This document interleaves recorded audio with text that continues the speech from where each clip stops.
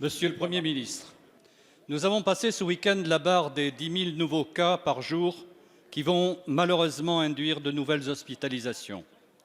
Dans de nombreux départements, la situation sanitaire se dégrade rapidement.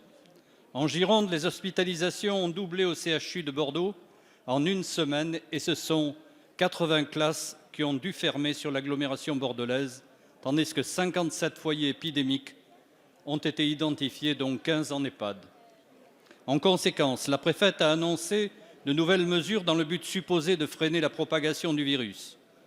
Entre l'abaissement de la jauge maximale pour les événements, notamment sportifs, passant de 5 000 à 1 000 personnes, l'interdiction des fêtes et brocantes, l'interdiction des soirées dansantes, la fermeture des vestiaires des équipements sportifs ou la limitation des visites aux pensionnaires des EHPAD, les limitations des libertés individuelles deviennent de plus en plus drastiques sans que l'on ne comprenne si ces mesures sont les plus nécessaires et les plus efficaces. Plus gênant encore, nos concitoyens ne comprennent plus la cohérence entre les annonces gouvernementales et les mesures décidées localement. Entre vos déclarations, Monsieur le Premier ministre, déclarations rassurantes, et il ne faut pas s'affoler, le 26 août sur France Inter, et la réalité, il n'y a plus qu'un grand écart à faire. Il y a un manque manifeste de coordination. On pourrait même penser que le gouvernement se défausse de ses responsabilités sur les acteurs locaux. Face à l'absence d'anticipation pour cette rentrée, qui est malheureusement dans la droite ligne des atermoiements et des fautes gouvernementales au moment de la première vague, Valérie Rabault, présidente du groupe, et son homologue au Sénat, Patrick Kanner, vous ont demandé de réunir et d'informer les responsables des partis et présidents des groupes parlementaires et d'apporter des réponses précises sur les intentions du gouvernement pour juguler cette crise sanitaire. Merci, monsieur le député. La parole est à monsieur le Premier ministre.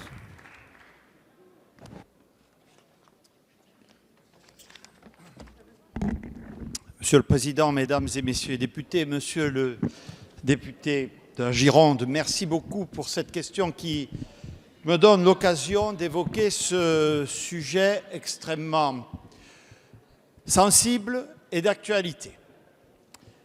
Je commence par vous indiquer, puisque vous avez bien voulu relever les propos radiophoniques que j'ai prononcés, il ne faut pas s'affoler.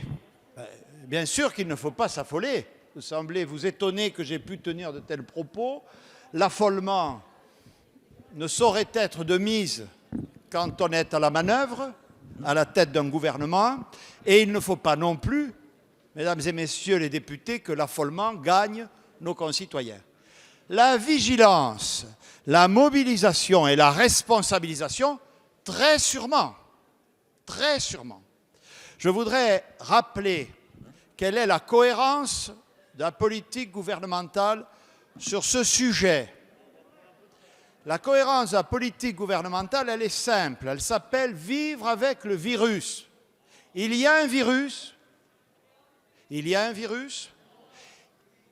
En France comme ailleurs, il n'est pas complètement maîtrisé. En France comme ailleurs, il y a une nouvelle vague, ou en tout cas une recrudescence de l'épidémie qui se présente. Nous devons y faire face avec les moyens adaptés. C'est ce que nous n'avons cessé de faire en généralisant le port du masque le plus possible, et je salue l'esprit de responsabilité de nos concitoyens. Je note bien sûr qu'il y a toujours des anti-masques, des anti-vaccins. Covid ou pas Covid, la France reste la France. Mais la politique du gouvernement ne varie pas.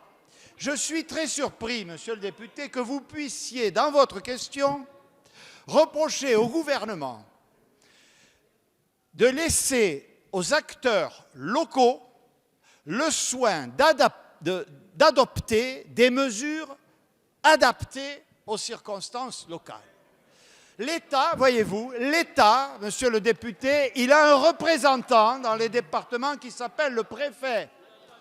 C'est lui qui est à la manœuvre, il concerte les mesures avec les élus locaux et les professionnels. car il y a dans ces mesures des conditions d'acceptabilité qui sont essentielles à l'effectivité de leur mise en place. Nous revendiquons cette méthode d'adaptation. Est-ce que c'est moi qui, depuis Paris, vais décider de la fermeture d'une classe dans le Calvados ou en Eure-et-Loire?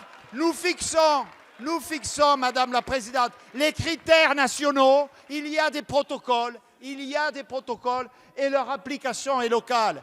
Il y a une dégradation à Marseille et à Bordeaux des indicateurs sanitaires, notamment, et c'est le point le plus sensible, sur les personnes âgées et donc sur les admissions dans les services de réanimation. Eh bien, nous adoptons, et nous avons raison, des mesures plus sévères. L'État d'aujourd'hui, ce n'est pas forcément un État qui décide tout depuis Paris. L'État efficace, c'est un État qui prend des mesures adaptées aux circonstances. C'est un État qui essaie de concilier la vie économique et sociale et la lutte indispensable contre la pandémie. J'ai bien l'intention, et je vous ai répondu, puisque j'ai reçu le courrier de la présidente Valérie Rabault auquel vous faites allusion, effectivement, d'inviter l'ensemble des groupes et des partis. C'était mon intention, c'était les vacances parlementaires. Nous allons reprendre ce travail d'explication comme je le fais à l'endroit de l'ensemble des Françaises et des Français. Merci.